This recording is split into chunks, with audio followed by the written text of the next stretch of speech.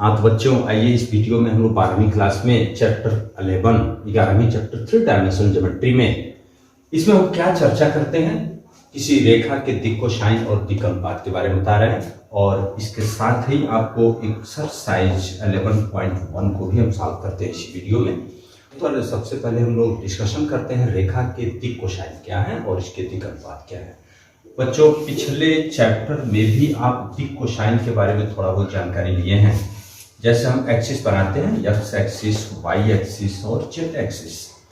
यहाँ पर कोई पॉइंट P जिसका कोऑर्डिनेट एक्स वाई जेड हो, ये ओरिजिन है। अगर O को हम P से मिलाते हैं तो ये जो दिष्ट रेखाखंड डायरेक्टेड लाइन O से P की ओर जो है, इसको अगर हम ये देखें अक्षों से कितना कोण बना रही है ये लाइन।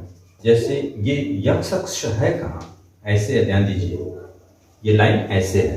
ओके, इससे कोई न कोई, और ये पॉइंट P कहीं इस स्पेस में होगा, इस तल पर नहीं है, ध्यान दीजिएगा। तो थोड़ा सा यहाँ इमेजिन करना पड़ेगा, आपको सोचना पड़ेगा। 3 डायमेंशनल फिगर है, तो इस यक्ष एक्सिस से ये जो भी कोण बनेगा ये अल्फा लिखते हैं। वाई एक्सिस से जो कोण बनेगा उसे बीटा लिखते हैं, और जेड अक्ष से जो कोण बनता है उसे गामा लिखते हैं। इन कोणों को हम क्या बोलते हैं, दिक् कोण। इन कोणों को क्या बोलते हैं, दिक् कोण, डायरेक्शन एंगल। ओके, और इन कोणों के कोसाइन, इन कोणों का हम कॉस ले लें, जैसे कॉस अल्फा, कॉस बीटा और कॉस गामा। तो ये जो 3 संख्याएं प्राप्त होंगी, इन्हें हम कहेंगे, इस वेक्टर OP का क्या कहलाएगा, दिक् कोसाइन। वेक्टर OP का दिक् कोसाइन कहलाएगा। किसी भी सदिश या कोई भी रेखा हो, इसका दिक् कोसाइन क्या होगा, वह रेखा एक्स अक्ष, वाई अक्ष और जेड अक्ष के साथ जो एंगल बनाएगा, उन कोणों के कोसाइन को हम क्या कहेंगे, दिक् कोसाइन कहेंगे। इसे हम यन से भी नोट करते हैं, यन से भी नोट करेंगे। इन बच्चों एक चीज ध्यान देंगे, यहाँ ये तो O से P की ओर दिष्ट सदिश जो होगा उसका दिक् कोसाइन हो गया। लेकिन हम अगर एक रेखा की बात करते हैं, इस रेखा दोनों ओर अनंत विस्तार तक होगा। इस लाइन को अगर हम ऐसे बढ़ावें तो ये लाइन एक्स अक्ष के साथ तो ये भी कोण बनाएगी। ये कोण कितना होगा, ये पूरा एंगल पाई होगा, ये अल्फा है, ये एंगल क्या होगा, पाई माइनस अल्फा होगा। ये कोण हो गया आपका पाई माइनस अल्फा। इसी तरह से इस रेखा को हम वाई अक्ष के साथ सोचें तो पाई माइनस बीटा भी होगा और पाई माइनस गामा भी होगा। तो अब हम ये बात करते हैं, हम ये अल्फा बीटा गामा वाला कोण लें, या pi minus alpha, pi minus beta, pi minus gamma angle लें, तो इसका भी एंगल ले सकते हो। Cos pi minus alpha, cos pi minus beta और कॉस पाई माइनस गामा भी लिख सकते हैं। तो कॉस 180 माइनस थीटा को क्या समझते हैं, minus cos alpha, minus cos beta और माइनस कॉस गामा। तो फिर इसका दिक् कोसाइन को हम ऐसे लिख सकते हैं, प्लस माइनस यल प्लस माइनस यम प्लस माइनस यन।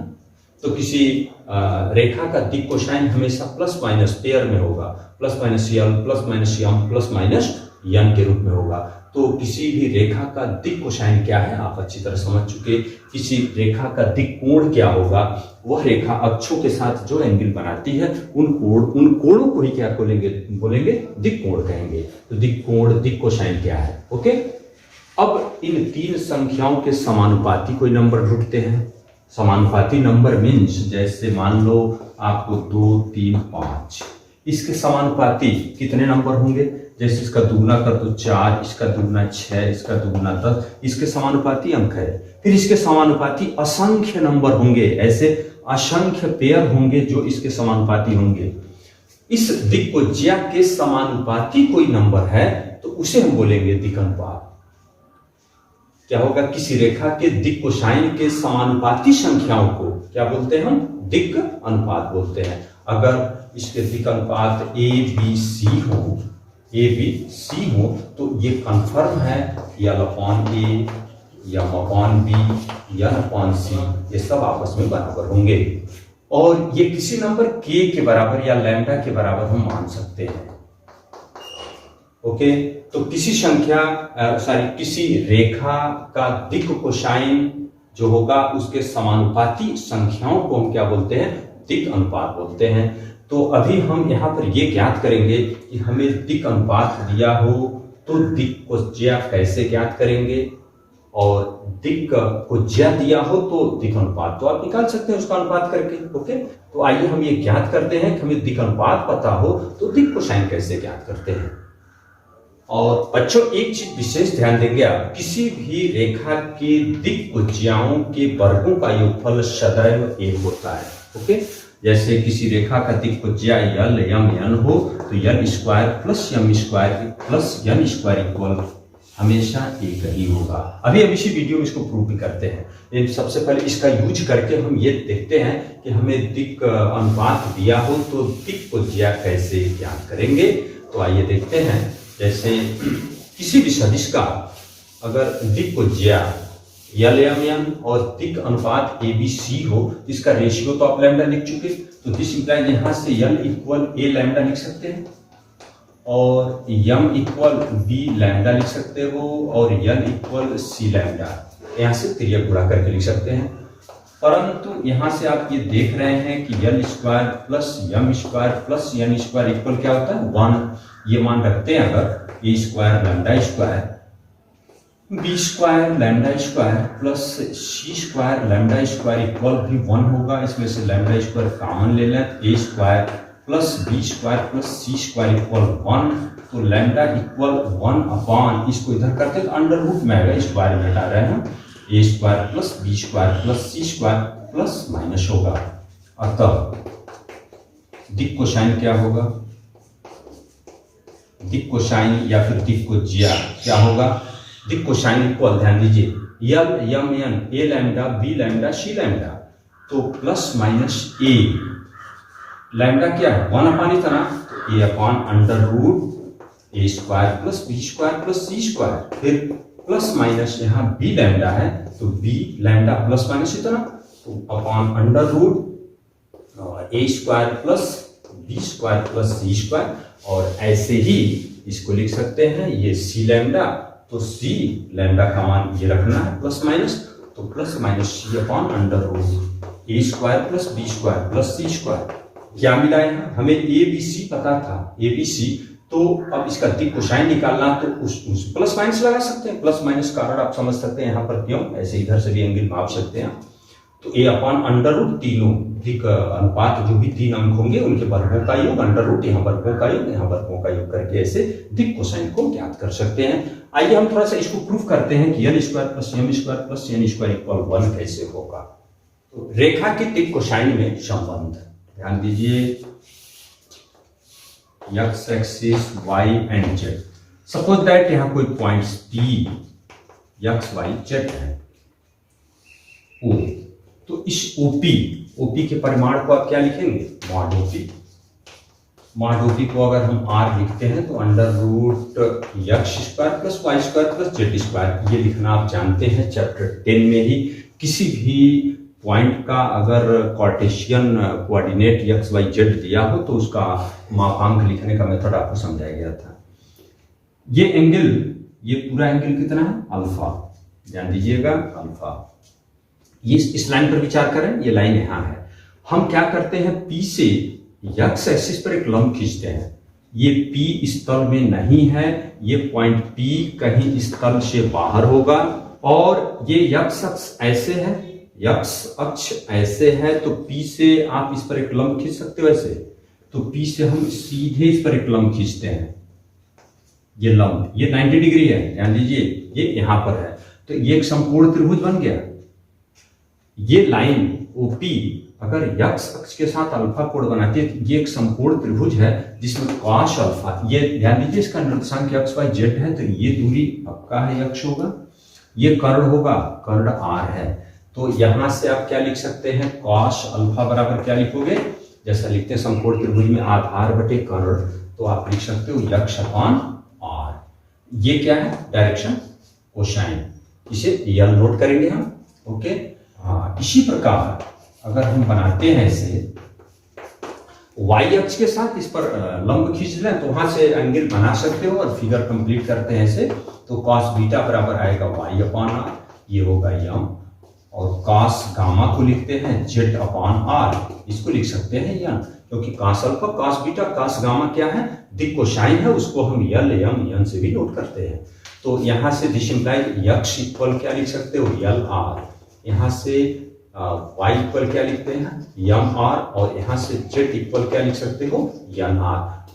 अतः अगर हम इनके वर्गों को जोड़ें x square plus Y square plus Z square, तो क्या लिखेंगे आप l स्क्वायर r स्क्वायर, यहाँ से m स्क्वायर r स्क्वायर, यहाँ से l square r square. x square plus Y square plus Z square को क्या लिख सकते हैं हम r स्क्वायर, यहाँ से अंडर रूट है तो r स्क्वायर, यहाँ हम लिख देते हैं r स्क्वायर, और इसमें से r स्क्वायर को कॉमन लेते हैं तो l square plus m square plus m square equal, तो r स्क्वायर कैंसिल हो गया, तो l square plus m square plus n square equal क्या आ गया 1।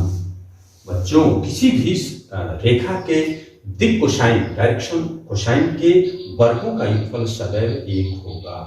ये बहुत इंपॉर्टेंट रिजल्ट है। इसमें एक आपके बाद कंपटीशन वगैरह में ऑब्जेक्टिव सवाल भी पूछता है इससे कि इनके वर्गों का योगफल निकल दे देगा 0 1 2 3 ऐसे कुछ होगा, तो हमेशा 1 होगा। एक पॉइंट और देखते हैं हम कि दो पॉइंट दिए हों तो उनसे जाने वाले रेखा का दिक अनुपात कैसे निकालते हैं, और दिक अनुपात मिल जाए तो फिर दिक कोसाइन निकालना आप सीख चुके हैं। अभी इसके पहले वाले टॉपिक में हम बताए आपको कि दिक अनुपात दिया हो तो दिक कोसाइन कैसे ज्ञात करते हैं। तो दो पॉइंट्स दिए हो तो उनसे जाने वाली रेखा का दिक अनुपात कैसे ज्ञात करते हैं, आइए इस वीडियो में देखते हैं हम। तो यहाँ दो बिंदुओं को मिलाने वाली रेखा का दिक कोसाइन ज्ञात करना हमें। सपोज दैट दो पॉइंट्स ऐसे दिए गए हैं x1 y1 z1, और एक दूसरा पॉइंट q दिया गया है x2 y2 z2। बच्चों इन दो बिंदुओं को मिलाने वाली रेखा का दिक अनुपात ऐसे निकालते हैं हम। दिक अनुपात कैसे ज्ञात करते हैं, इनमें इन निर्देशांकों का अंतर करके x2 minus x1 y2 minus y1 z2 minus z1, तो ऐसे कोई भी नंबर जो इसके समानुपाती हो वो सभी दिक अनुपात होंगे। या इसको ऐसे भी लिख सकते हो x1 minus x2 y1 minus y2 और z1 माइनस z2, ये सब क्या होंगे, इन दो बिंदुओं को मिलाने वाली रेखा के दिक अनुपात डायरेक्शन रेशियो होंगे। ध्यान दीजिए, अभी हम इसी वीडियो में आपको बताए कि किसी रेखा का दिक अनुपात इतना हो तो उसका दिक कोसाइन कैसे लिखते हैं, डायरेक्शन कोसाइन कैसे लिखते हैं, a upon under root A square plus B square plus C square, ऐसे प्लस माइनस भी लिख सकते हैं, b अपॉन अंडर रूट ऐसे, और फिर plus minus c upon B under root यही लिख सकते हैं। ठीक इसी प्रकार अतः इसका दिक कोसाइन लिखना हो तो आप ऐसे लिख सकते हो। तो दिक कोसाइन लिखना हो तो क्या लिखेंगे आप, कोई भी अंक इसमें से लिख सकते हो x2 minus x1 upon under root, इनके वर्गों को जोड़ लेंगे x2 माइनस x1 का whole square plus y2 minus y1 का whole square plus z2 minus z1 का होल स्क्वायर, प्लस माइनस आप लिख सकते हैं। फिर ऐसे plus minus y2 minus y1 बटे अंडर रूट, यही सेम चीज यहाँ लिखेंगे आप। फिर यहाँ plus minus z2 minus z1 upon under root, यही पद यहाँ फिर आएगा। ओके, ऐसे दो पॉइंट दिए हो तो सबसे पहले आप क्या करेंगे, इस बात को निकाल लें, यानी शॉर्टकट में आप ऐसे लिखिए क्या करना है, x2 माइनस x1 बटे मॉड pq, आखिर ये मॉड pq ही तो है, इसका परिमाण है, plus minus y2 minus y1 बटे mod pq plus minus z2 minus z1 upon mod pq। इस तरह से हमें यहाँ दो पॉइंट्स दिए हो तो हम उसका दिक अनुपात भी निकाल सकते हैं और दिक कोसाइन भी निकाल सकते हैं। तो बच्चों आइए अब हम एक्सरसाइज 11.1 के सभी सवालों को लगाते हैं। प्रश्नावली 11.1 का पहला सवाल ये है, थोड़ा सा किताब ले लें आप, उसमें क्वेश्चन पढ़े लिखा है, यदि एक रेखा x, y और z अक्ष के साथ क्रमशः 90 अंश 135 अंश और 45 अंश का कोण बनाती है तो उस रेखा का दिक कोसाइन ज्ञात करना है। तो अभी हम डिफिनेशन पढ़े कि कोई भी रेखा अक्षों के साथ जो कोण बनाती है उसका दिक् कोसाइन क्या होता है, उन कोणों के कोसाइन। तो दिक् कोसाइन क्या हो जाएगा आपका, सीधे सीधे दिक् कोसाइन इक्वल आप लिखोगे cos 90 डिग्री, cos 135 डिग्री और cos 45 डिग्री। अब ये ट्रिग्नोमेट्री का मैटर हो गया। cos 90 का मान क्या होता है, 0, और cos 135 आप निकाल सकते हैं। cos 135 का मान जैसे आप हल करते हो, cos 90 plus 45, cos 90 plus theta minus sine 45 होगा, इसका मान -1/√2 और cos 45 का मान 1/√2। बस हो गया, क्वेश्चन नंबर 1 ऐसे पूरा हो गया। उस रेखा का दिक् कोसाइन होगा 0, -1/2 और 1/2। ऐसे क्वेश्चन नंबर 2 भी इसी क्रम में ही लगाते हैं हम। थोड़ा सा क्वेश्चन देखिए क्या है। क्वेश्चन नंबर 2, एक रेखा की दिक् कोसाइन ज्ञात कीजिए जो निर्देशाक्षों के साथ समान कोण बनाती है। कोण क्या है वो तो नहीं किया, लेकिन समान कोण बना रही है। मान लेते हैं कि माना निर्देशाक्षों के साथ समान कोण अल्फा बनता है। ओके, अल्फा बनाती है।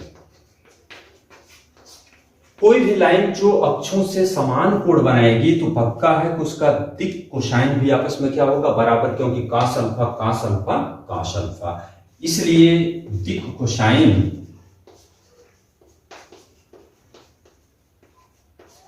समान होंगे। तो समान होंगे तो दिक् कोसाइन को हम यम से प्रकट करते हैं, यल बराबर यम ऐसे होगा। परंतु आपको क्या पता है, परंतु आपको ये पता है कि यल स्क्वायर प्लस यम स्क्वायर इक्वल क्या होता है, 1। तो ऑलरेडी जब ये आपस में बराबर ही है तो यल स्क्वायर प्लस यल स्क्वायर इक्वल 1। यहां से हो गया यल स्क्वायर इक्वल 1, तो यल स्क्वायर इक्वल 1/3। तो यल बराबर क्या होगा, +-1/√3। अतः दिक् कोसाइन क्या हो जाएगा आपका, अतः दिक् कोसाइन ये लिख सकते हैं, यही यम तीनों बराबर ही है, +-1/√3 +-1/√3 एंड +-1/√3। ऐसे क्वेश्चन नंबर 2 भी हो गया। 1 और 2 इसमें है, इसको वीडियो रोकिए और नोट कीजिए। अब क्वेश्चन नंबर 3 में ऐसे दिया है कि किसी एक रेखा का दिक् अनुपात -18 और 12 एंड -4।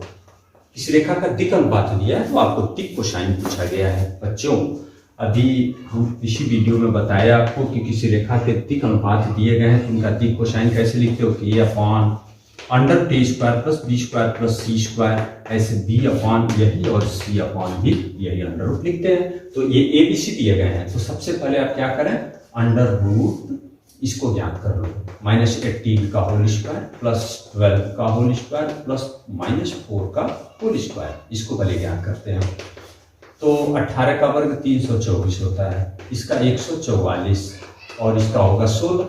इसको आप जोड़ सकते हैं, √4 4 8 6 14 को 4 5 1 2 1 3 4 7 1 8 484। इसका वर्गमूल 22 होगा, 22। ओके, अतः दिक् कोसाइन मिल गया सीधे।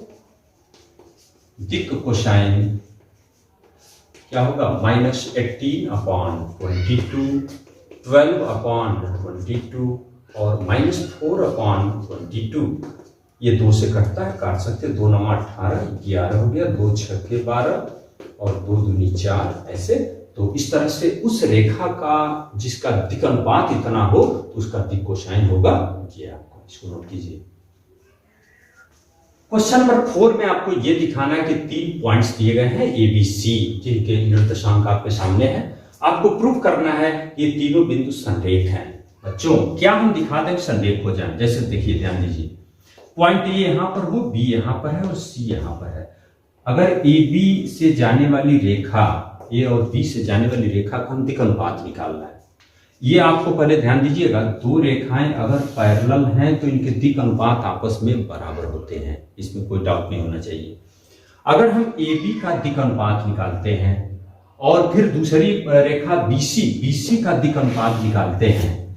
ओके, अगर वे दोनों अनुपात आपस में समानुपाती हो, ये जो 3 संख्याएं मिलेंगी दोनों में, अगर वे दोनों आपस में समानुपाती हैं तो उससे तो ये बात प्रमाणित होगा कि ये पैरेलल होंगे। लेकिन उसमें पॉइंट बी जब कॉमन है तो मतलब यहां से जाने वाली रेखा और फिर यहीं से जाने वाली रेखा और सिर्फ एक ही लाइन हो सकती है, संरेख होगा, क्योंकि पॉइंट बी यहां तो हो नहीं सकता, क्योंकि बी दोनों में कॉमन हो रहा है। तो हम यही काम करने जा रहे हैं। सबसे पहले ए बी का दिक् अनुपात निकालेंगे, फिर बीसी का दिक् अनुपात निकालेंगे और उसका रेशियो करके दिखाएंगे वो इक्वल है, तो जिससे प्रूफ होता है कि ये क्या होंगे, संरेख होंगे।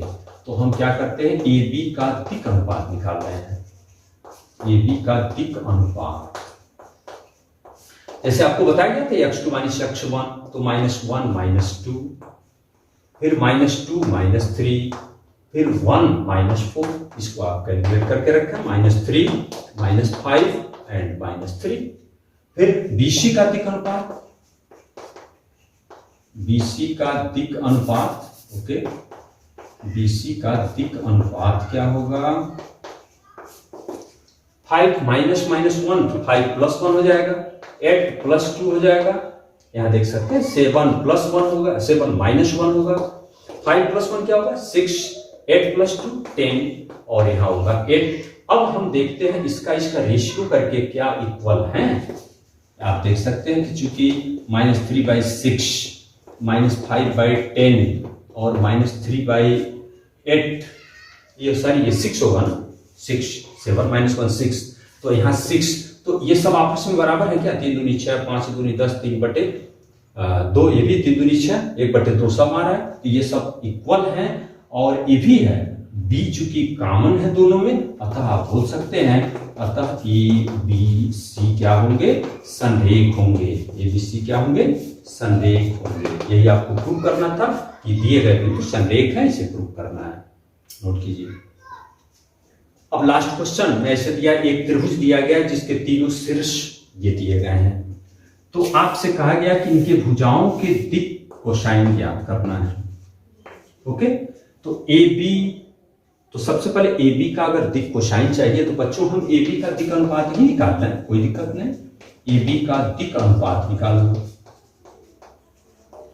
तो दिक् अनुपात अभी ज्ञात करने का मेथड समझ चुके हैं। यहां -1 - 3, 1 - 5, 2 -4 करेंगे तो +4, तो क्या आ रहा है -4, ये होगा -4 और ये होगा 2 4 6। तो अभी आप क्या कर लो, मॉड ए भी ज्ञात कर लो, क्योंकि उसे भाग तो देना पड़ेगा, √ इनके वर्गों का योग, मॉड का मतलब वर्गों का योग, -4 का स्क्वायर, 6 का स्क्वायर, ये क्या होगा 4 का स्क्वायर 16, 4 का स्क्वायर 16 और ये हो गया 36। जोड़ेंगे तो आएगा 6 6 12 6 18 को 8 80 ले 3 1 4 1 5 1 6 68, 17 चौको 68, 2 करड़ी में 17 भी लिख सकते हैं। अतः ए बी पहली भुजा ए बी का दिक् कोसाइन हम ज्ञात करते हैं। ए बी का दिक् कोसाइन मिल गया, ये लिखते हैं -4/2 √17, -4/2 √17, 6/√17, 2 दूनी 4, 2 बटे करड़ी में 17, 2 दूनी 4, 2 बटे करड़ी में 17, 2 तिहाई 6, 3 बटे करड़ी में 17। हम आशा करते हैं ऐसे आप बीसी निकालोगे, बीसी का दिक् अनुपात निकालोगे, मॉड बीसी निकाल लोगे, फिर बीसी का दिक् कोसाइन लिख लेंगे, और ऐसे एसी का भी दिक् अनुपात निकाल के उसका मॉड निकाल के उसका एसी का भी दिक् कोसाइन लिख सकते हैं। बच्चों इस तरह से हम 11.1 को कंप्लीट किए, आप इस बातों को लिख लेंगे। तो इस तरह से आप सभी वीडियो को रोकिए और सभी क्वेश्चन को थोड़ा ध्यान से देख लें।